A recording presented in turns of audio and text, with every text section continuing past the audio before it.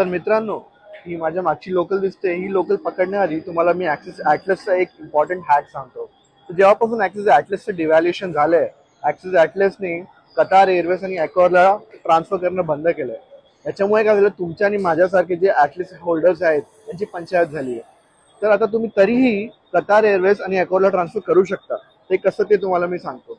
सर्वात आधी तुमचे ॲटलसचे पॉईंट्स तुम्ही ट्रान्सफर करा ITCला 1:2 या रेशोमध्ये. नंतर ITCने तुम्ही हे पॉईंट ट्रान्सफर करा मॅरियटला 2:3 या रेशोमध्ये. आणि नंतर मॅरियटचे पॉईंट्स तुम्ही ट्रान्सफर करा कतार एअरवेजला 3:1 या रेशोमध्ये. जर तुम्ही बघितलं तुमचे इफेक्टिव्ह ट्रान्सफर रेशो होतो 1:1, जे हल्ली सगळे मेजर प्रीमियम कार्ड तुम्हाला देत आहेत. हो, म्हणजे ॲटलसने आपल्याला एक वाईट सवय लावलेली 1:2 या रेशोची.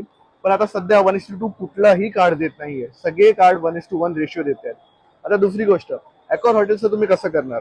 अकॉर हॉटेलसाठी तुम्ही तुमचे ॲटलसचे पॉईंट्स ट्रान्सफर करा जलला 1:2 या रेशोमध्ये.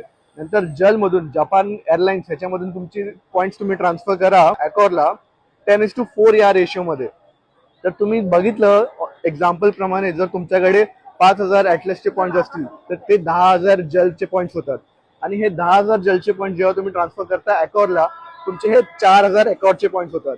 आणि अकॉरमध्ये एका पॉईंटची व्हॅल्यू आहे ₹2. म्हणजे तुमचं इफेक्टिव्ह जे व्हॅल्यू भेटते तुम्हाला या 5,000 ॲटलसच्या पॉईंट्सची, ती भेटते ₹8,000. तर अशाच हॅकसाठी मला फॉलो करायला विसरू नका.